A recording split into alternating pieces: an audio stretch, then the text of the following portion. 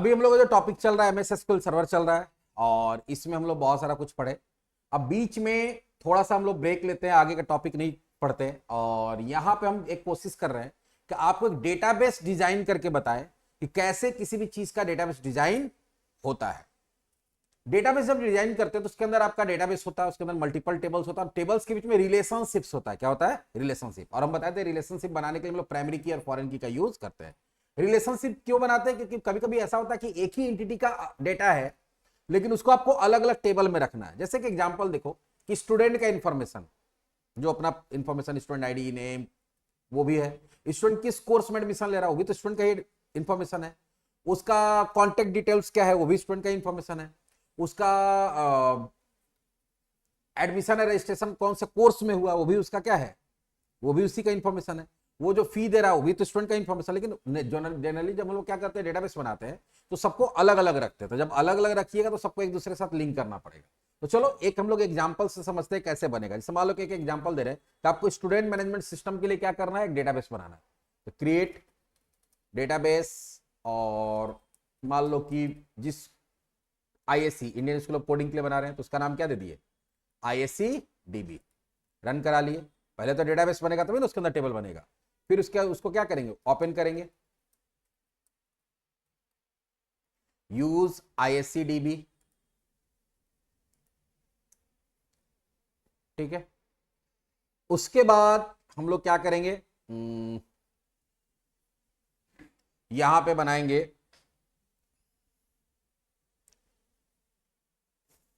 पहला टेबल।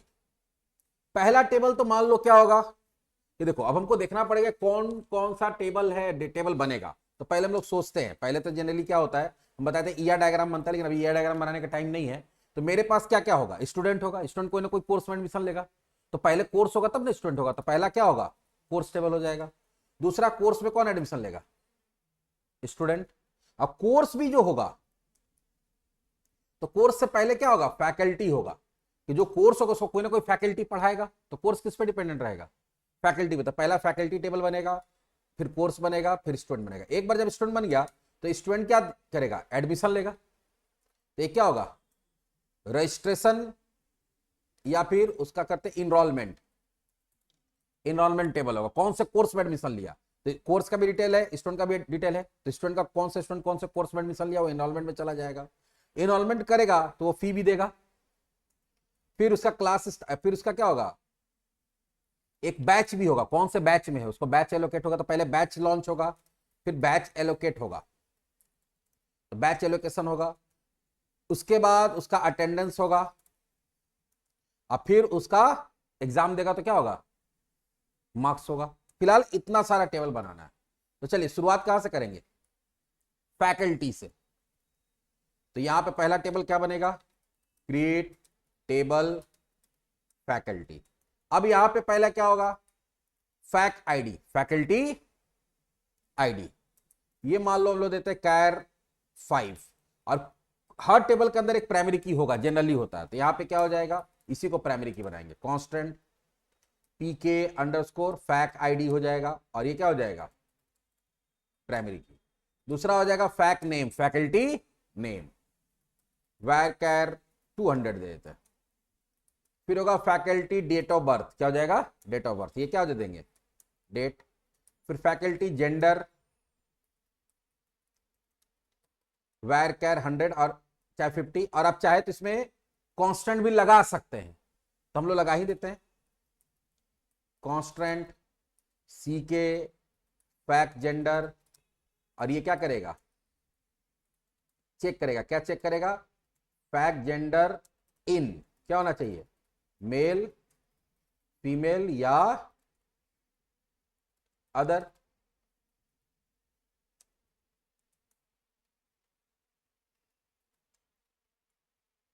और इनका कुछ लेना चाहते हैं मोबाइल नंबर, फैक ईमेल आईडी, वैरकर 100, फैक मोबाइल नंबर, कौन सा है उनका नाम, मोबाइल नंबर, वैरकर 12 ले लेते हैं। उसके बाद एड्रेस सिटी वगैरह भी ले सकते हैं, लेकिन अभी उतना लंबा हम लोग क्या लेते हैं तो डेटा डालना नहीं है, खाली डेटाबेस डिजाइन करना है। तो फैक एड्रेस, बड़ा एड्रेस हो सकता है इसलिए क्या दे दिए टेक्स्ट, पहला टेबल बन गया। अब फैकल्टी बन गया, अब क्या करेंगे, कोर्स टेबल बनाएंगे। क्या बनाएंगे, course table. Create table course, तो कोर्स टेबल बनेगा। कोर्स में भी क्या होगा, पहले क्या होगा, कोर्स आईडी। सब हम लोग आईडी 5 डिजिट का रखना चाहते हैं, 5 कैरेक्टर का रखना चाहते हैं। इसमें भी क्या हो जाएगा, कांस्टेंट आईडी जब भी होता है प्राइमरी की होता है तो कांस्टेंट पीके अंडरस्कोर कोर्स आईडी, और यहां क्या कर देंगे, प्राइमरी की। दूसरा क्या होगा, कोर्स नेम varchar 200 देते हैं। फिर होगा कोर्स ड्यूरेशन varchar 100। फिर होगा कोर्स फी, या कोर्स टाइप ले लेते हैं, कोर्स टाइप। कोर्स टाइप में क्या होगा बताते हैं। कोर्स टाइप में हम लोग कुछ कॉन्स्ट, यहां पे क्या देना चाहते हैं, पहले इसको देते हैं 100, और इसमें हम लोग लगाना चाहते हैं क्या, कोर्स टाइप के अंदर हम लोग लगाना चाहते हैं check constant, CK underscore course type, और यहां लिखेंगे चेक, और यहां देना होगा कोर्स टाइप इन। अब क्या क्या कोर्स हो सकता है, एक हम लोग पास कोर्स है बेसिक कोर्स, दूसरा कोर्स होगा स्किल कोर्स, तीसरा कोर्स होगा डिग्री कोर्स। मान लो 3 ही टाइप होगा, कोर्स जो भी होगा ये 3 टाइप का होगा। और एक कर देते हैं स्किल हो गया, डिग्री हो गया, और एक दे देते हैं करियर कोर्स।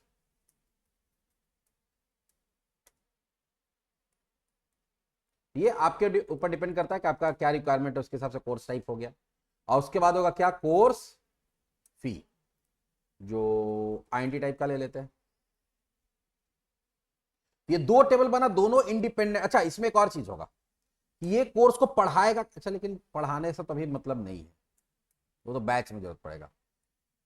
कोई फैकल्टी कोई भी कोर्स पढ़ा सकता है। तो यहां पे क्या हो गया, रन करा दिए, 2 टेबल बन गया, कोर्स और फैकल्टी। अब हम लोग बनाएंगे स्टूडेंट टेबल। क्या बनाएंगे, स्टूडेंट। क्रिएट टेबल स्टूडेंट, यहां होगा STUID char 5 constant pk underscore STUID sorry primary की। फिर स्टूडेंट नेम, हम चाहते हैं कि नेम पास करना ही करना, तो यहां क्या लगा देंगे, कंपलसरी रखना तो नॉट नल। फिर student date of birth, date, फिर STU जेंडर varchar 50, और चाहे तो इसमें चेक लगा भी सकते हैं, लगा दो वही जैसे वहां लगाए, लगाए थे ना, यहाँ पे खाली नाम चेंज कर देंगे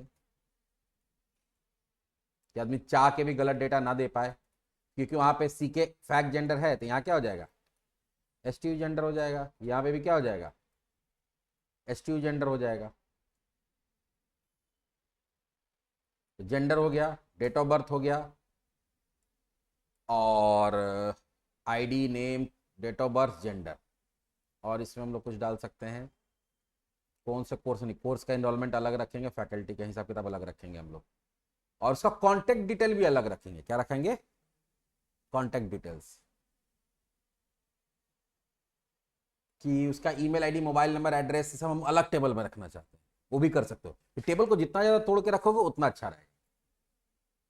और इसका एड्रेस तो उधर ही डालना है हम लोग को, तो कॉन्टेक्ट डिटेल तो अलग रहेगा, और यहाँ आईडी दे दिए, नेम दे दिए, डेट ऑफ बर्थ दे दिए, जेंडर दे दिए। हाँ चलो इतना ही रखते हैं।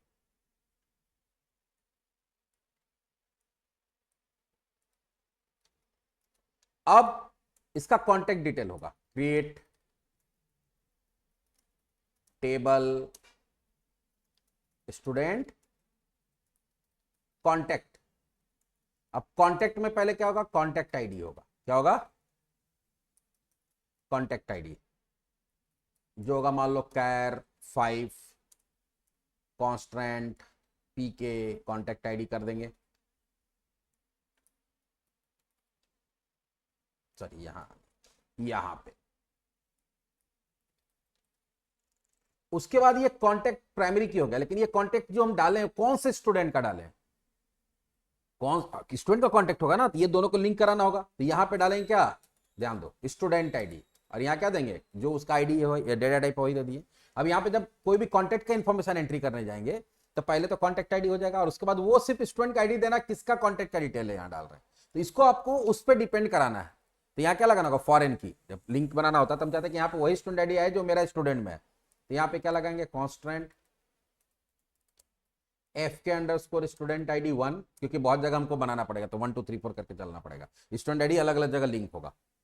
और यहाँ पे कर देंगे FOREIGN, फॉरेन की, और यहाँ लिखना पड़ेगा रेफरेंसेस। ये रेफरेंसेस किससे होगा, तो स्टूडेंट का STU आईडी से, ये वाला लिंक हो गया, उसके साथ लिंक बन गया। ये दो चीज दिए। अब हम लोग यहाँ पे कांटेक्ट में क्या क्या रखना चाहते हैं, तो सबसे कांटेक्ट में पहले रखना चाहते हैं हम लोग उसका मोबाइल नंबर। तो यहाँ पे देते हैं मोबाइल नंबर varchar 12। फिर रखना चाहते हैं ईमेल आईडी varchar 100। फिर रखना चाहते हैं हम लोग एड्रेस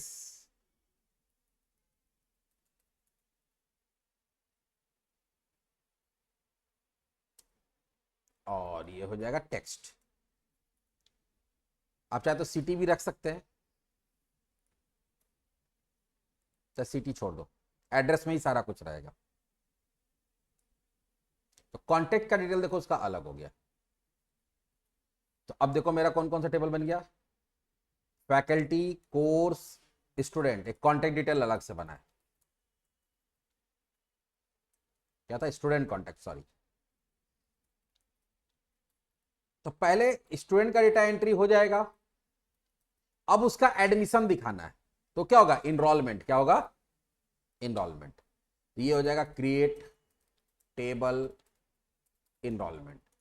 अब कौन सा स्टूडेंट एडमिशन ले रहा है, कौन से कोर्स में एडमिशन ले रहा है, तो पहले तो होगा इनरोलमेंट नंबर, क्या होगा, इनरोलमेंट नंबर, क्योंकि जब भी एडमिशन होगा तो कोई ना कोई इनरोलमेंट नंबर होगा। तो मान लो यहाँ पे हम लोग डाल देते हैं कैर 5 या कुछ भी। फिर कौन सा स्टूडेंट एडमिशन ले रहा है, अच्छा ये तो प्राइमरी की हो जाएगा, इनरोलमेंट नंबर क्या रहेगा, वो यूनिक रहेगा।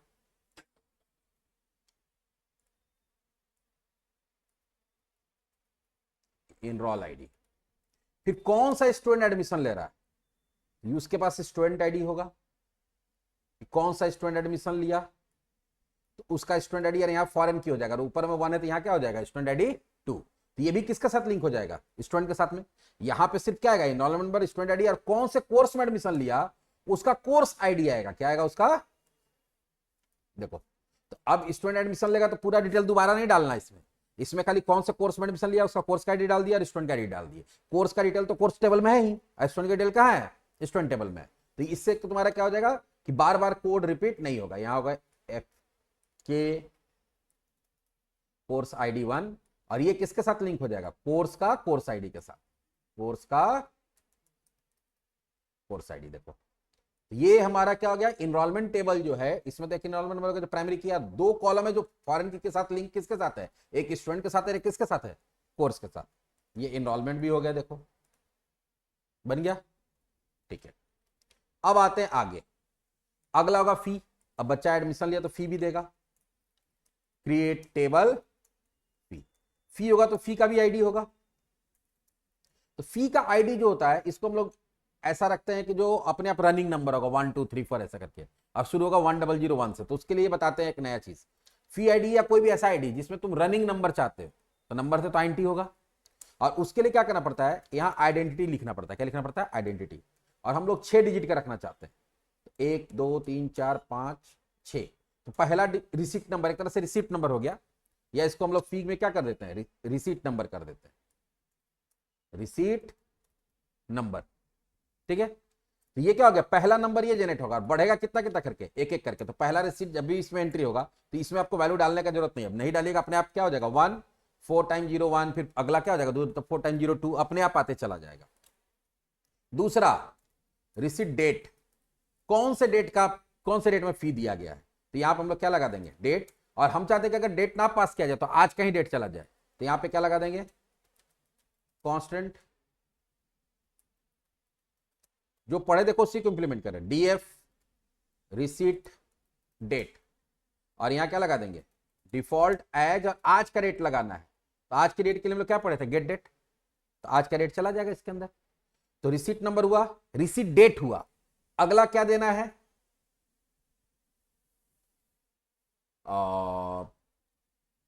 यहां एरर क्यों आ रहा भाई,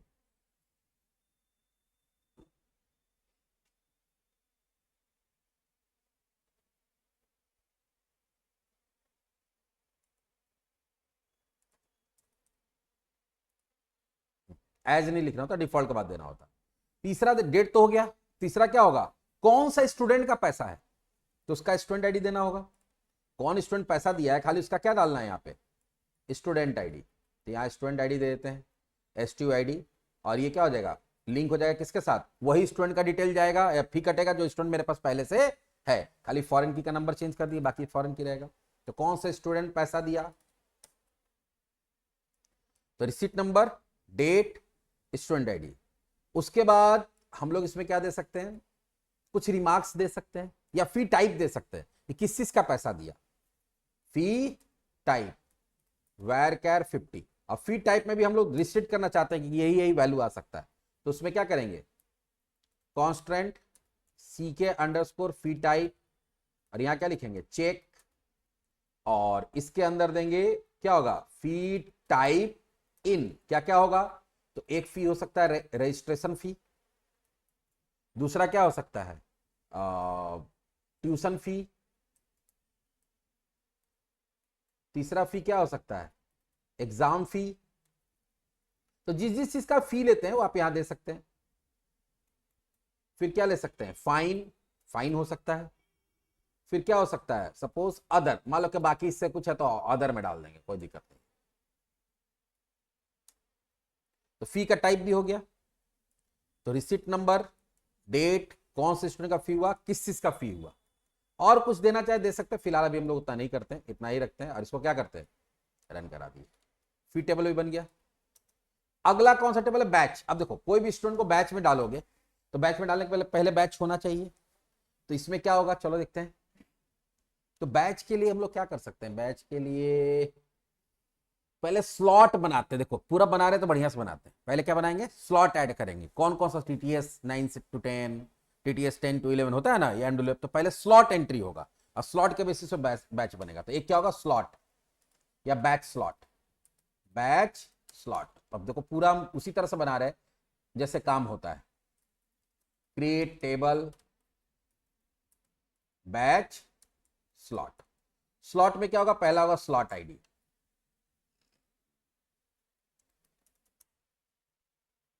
यहां पे भी रनिंग नंबर रखते हैं।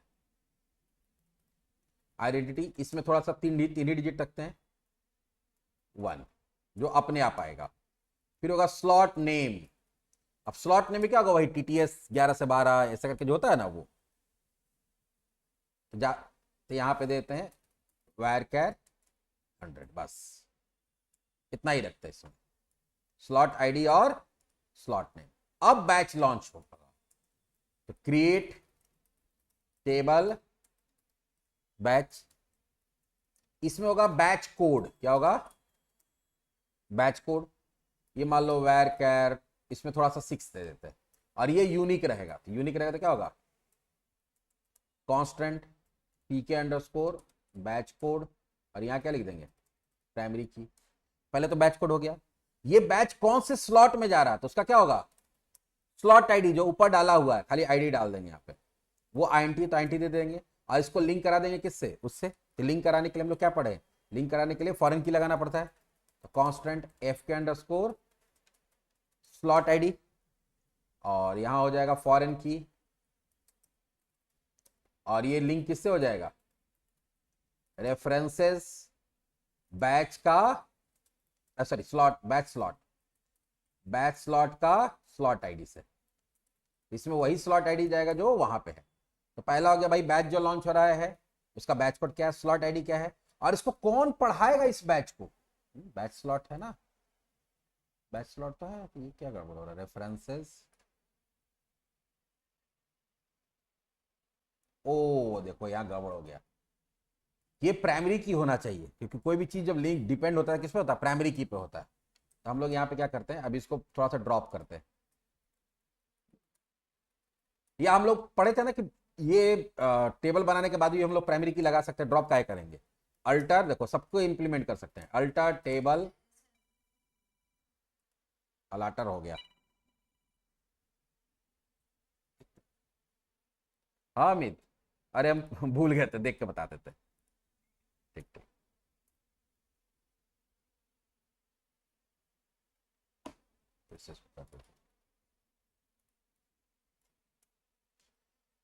तो अगर टेबल बना हुआ है, टेबल बनाने के बाद अगर आपको क्या करना है, प्राइमरी की लगाना, तो अल्टर टेबल, टेबल का नाम बैच स्लॉट, ठीक है। ऐड कांस्टेंट, कांस्टेंट का नाम तो पीके अंडरस्कोर स्लॉट आईडी, और क्या लगाना है, प्राइमरी की लगाना है। किस पे लगाना है, स्लॉट आईडी पे। लग गया, अब वो हट जाएगा एरर थोड़ा देर बाद। तो यहां पे बैच कोड हुआ, स्लॉट आईडी हुआ, और तीसरा इस बैच को कौन लेगा, उसका फैकल्टी का नाम भी तो बताना पड़ेगा। तो बैच कोड कौन सा स्लॉट में लॉन्च हो रहा है और उसको कौन फैकल्टी पढ़ाएगा, तो उसके लिए क्या होगा, फैकल्टी आईडी हो जाएगा। फैकल्टी आईडी क्या है, कैर 4 है, शायद कैर 5 है, और ये लिंक हो जाएगा किसके साथ, कॉन्स्टेंट एफ के अंडरस्कोर फैक आईडी, FOREIGN, फॉरेन की रेफरेंसेस, और यहां पर हम लोग दे देंगे फैकल्टी के अंदर क्या है, फैक्ट आईडी।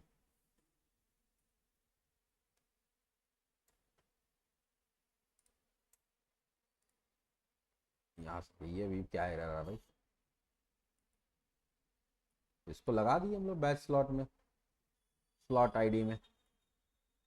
अच्छा ठीक है, देख लेते हैं यहाँ फैक आईडी क्या बोल रहा है, फॉरेन की रेफरेंसेस एक्सपेक्टिंग।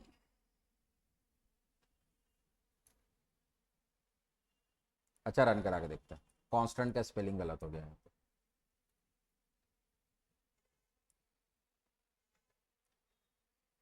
अब इसको रन करा के देखते हैं,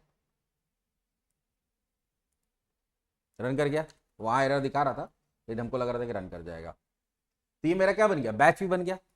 अब बैच बन गया तो स्टूडेंट को डालना पड़ेगा बैच में, कौन स्टूडेंट किस बैच में है। तो उसके लिए क्या बनेगा, उसके लिए बनेगा तुम्हारा batch allocation, create table batch allocation, और इसमें दो ही कॉलम होगा, कौन सा स्टूडेंट है उसका स्टूडेंट आईडी, और वो कौन से बैच में है उसका बैच आईडी। तो पता चल जाएगा कौन स्टूडेंट कौन बैच में है। तो यहां पे हो जाएगा क्या तुम्हारा STUID कैर 5, और यहां पे भी फॉरेन की बन जाएगा, ये स्टूडेंट आईडी जहां रह रहा है वहां पे फॉरेन की बन रहा है। ये 3 था तो अब क्या हो जाएगा, अगला 4 हो जाएगा।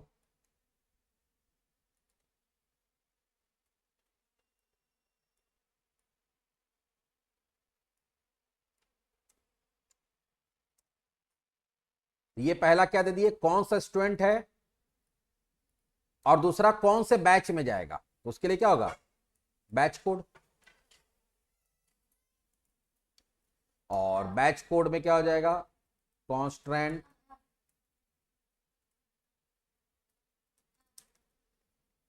FK अंडरस्कोर बैच कोड 1, और यहां हो जाएगा FOREIGN फॉरेन की, और ये किससे लिंक हो जाएगा, रेफरेंसेस, और ये हो जाएगा तुम्हारा बैच का बैच कोड से।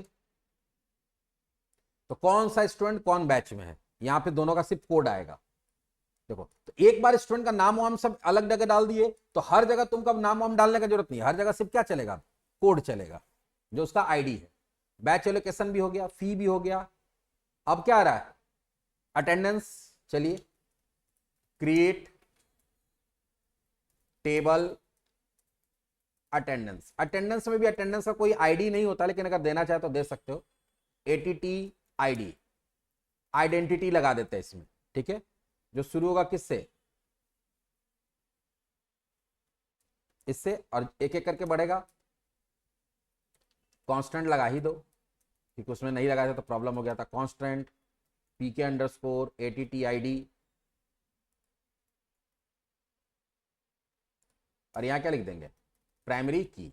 दूसरा क्या देना होगा, कौन से स्टूडेंट का अटेंडेंस है, कौन से स्टूडेंट का अटेंडेंस है। यहां क्या हो जाएगा, स्टूडेंट आईडी, फॉरेन की लगा देंगे। यहां पे सिर्फ स्टूडेंट आईडी आएगा, उसका नाम वाम नहीं आएगा। ये हो जाएगा 5। उसका जब अटेंडेंस मारेंगे तो बैच वाइज ही मारेंगे, तो कौन से बैच का है उसका बैच कोड, ये स्टूडेंट किस बैच में था जब अटेंडेंस का मारा गया, तो बैच कोड हो गया। बैच कोड 2 हो जाएगा यहाँ पे, क्योंकि 1 था वहां पे। तीसरा, किस डेट को मारा गया, किस डेट को अटेंडेंस मारा गया इसका, तो यहां पे क्या हो जाएगा, एटीटी डेट, किस डेट का अटेंडेंस है, यहां पे क्या हो जाएगा, डेट। और यहां भी चाहे कि अगर कुछ डेट नहीं दे रहे तो अपने आप के यहां का ले ले, आज का रेट ले ले, तो डिफॉल्ट लगा देंगे।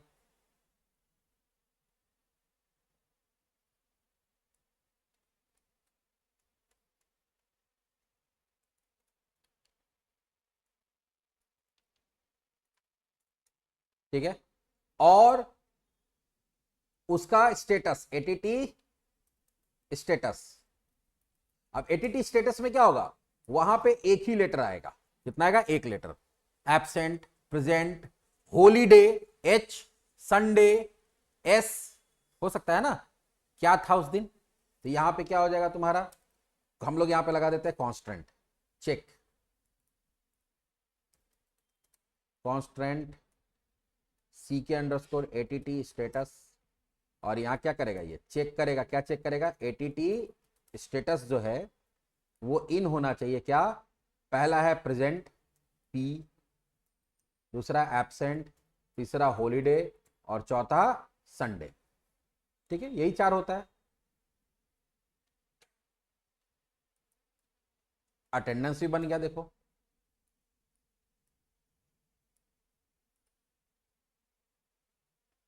अच्छा, एटीटी आईडी में हम लोग डेटा नहीं दिए, आईएनटी नहीं लिखे इसके अंदर।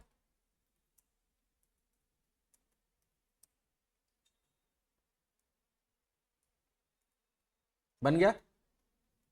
अब आते हैं आगे, लास्ट टेबल मार्क्स। क्या होगा, मार्क्स। तो मार्क्स में हम लोग 2 टेबल बना सकते हैं, एक तो हो सकता है एग्जाम टाइप पहले बनाए या फिर मार्क्स बनाए, या सीधे मार्क्स ही बनाते हैं। डिटेल में भी जाना चाहते तो उसे कर सकते हैं, क्रिएट टेबल मार्क्स। मार्क्स में सबसे पहले marks ID, marks ID, identity, INT लिखना बोलेगा फिर,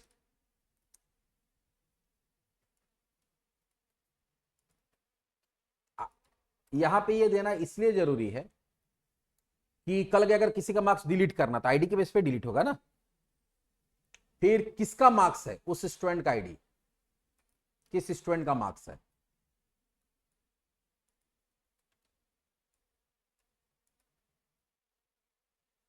ये हो गया 6। देखो कितना सारा एक टेबल से रिलेशन, स्टूडेंट से कितना सारा टेबल रिलेट हुआ। उसके बाद एग्जाम टाइप, वायर 100। अब एग्जाम टाइप क्या हो सकता है, तो टेस्ट हो सकता है, ठीक है, या टेस्ट मान लो हम लोग, टेस्ट हो सकता है, फिर तुम्हारा सेमेस्टर का एग्जाम हो सकता है। तो फिलहाल इसमें हम लोग कुछ देते नहीं है, वहां से जो होगा वो अपने हिसाब से आ जाएगा। और यहां पे फाइनली क्या होगा, मार्क्स, ये किस टाइप का होगा, आईएनटी। तो पूरा डेटाबेस बन के देखो तैयार हो गया मेरा। हम इसको कोड को एक बार हम नोटपैड में डाल के स्क्रॉल करते हैं ताकि आप लोग देख पाए सारा कोड। थोड़ा फॉन्ट छोटा कर देते हैं।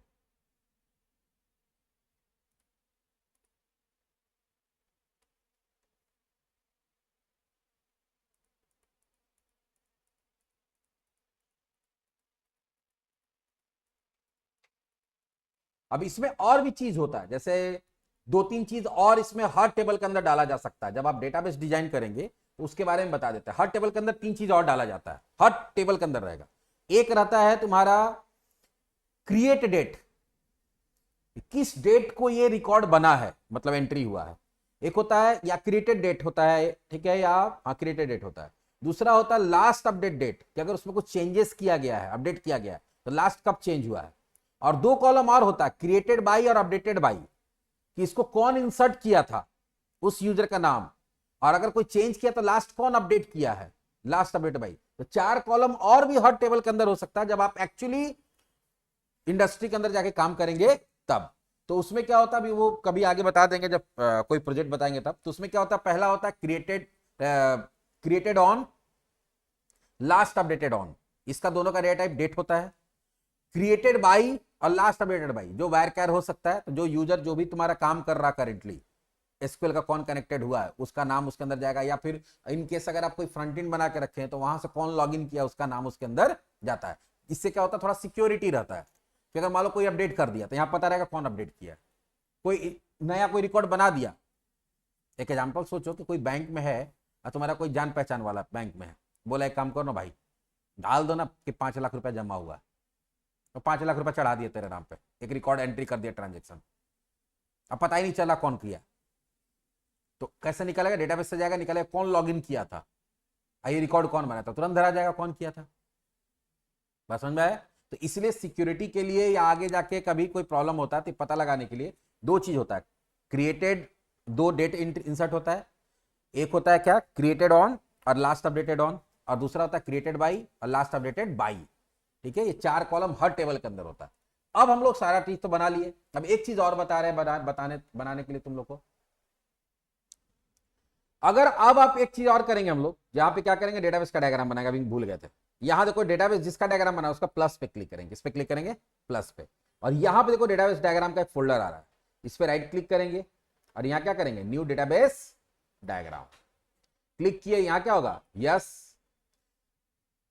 जैसे ही यस करेंगे तो एक विंडो खुलेगा। अब इसमें क्या करना, तुमको सारे टेबल को ऐड कर देना था, ऐड ऐड ऐड, क्लिक करते जाएंगे, ऐड करते जाएंगे। देखो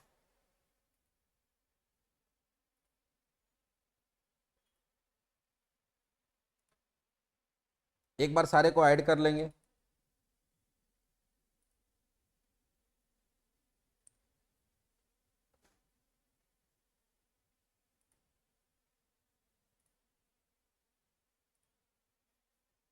सारा ऐड हो गया। देखो कैसा डायग्राम बन गया अपने आप, दिख रहा है। अब स्टूडेंट है तो स्टूडेंट से कौन कौन टेबल कनेक्टेड है, देखो स्टूडेंट में प्राइमरी की है, उस पर डिपेंडेंट बैच एलोकेशन है, उस पर डिपेंडेंट अटेंडेंस है। अटेंडेंस रिलेटेड किससे किससे, देखो अटेंडेंस इससे भी रिलेटेड है, अटेंडेंस बैच से भी रिलेटेड है। फैकल्टी से कौन रिलेटेड है, बैच है। फिर स्टूडेंट कॉन्टेक्ट जो है वो स्टूडेंट से रिलेटेड है, स्टूडेंट से मार्क्स रिलेटेड है, स्टूडेंट से इनरोलमेंट रिलेटेड है। इनरोलमेंट किससे रिलेटेड है, कोर्स से। स्टूडेंट फी किससे रिलेटेड है, स्टूडेंट से। दिख रहा है पूरा का पूरा, देखो डेटाबेस डायग्राम बन गया तुम्हारा। तब लग रहा है कि डेटाबेस डेवलपर बन गया तुम लोग। तो इसी तरह से डेटाबेस डायग्राम आपको जब कभी प्रोजेक्ट बनाइएगा, तो जब अगर मान ली कॉलेज में कहीं देना होता है तो वहां पे इसी तरह का इसी को प्रिंट करके लगाना होता है अपने प्रोजेक्ट के अंदर, डेटाबेस डायग्राम की। समझ में आया। तो देखो डेटाबेस डायग्राम कैसे बनाते हैं वो भी हम लोग देख लिए। इसको सेव करना तो सेव कर लो, तभी डेटाबेस के अंदर ही देखो ये डायग्राम सेव हो गया। क्लिक करोगे देखो आ गया डायग्राम, जब भी खोलोगे फटाक से खुल जाएगा। इस तरह से हम लोग क्या कर सकते हैं, पूरा का पूरा डेटाबेस को डिजाइन कर सकते हैं। चलिए अगला टॉपिक हम लोग का क्या होगा, अगला टॉपिक होगा ग्रुप बाई, जो हम लोग अगले सेशन में देखेंगे।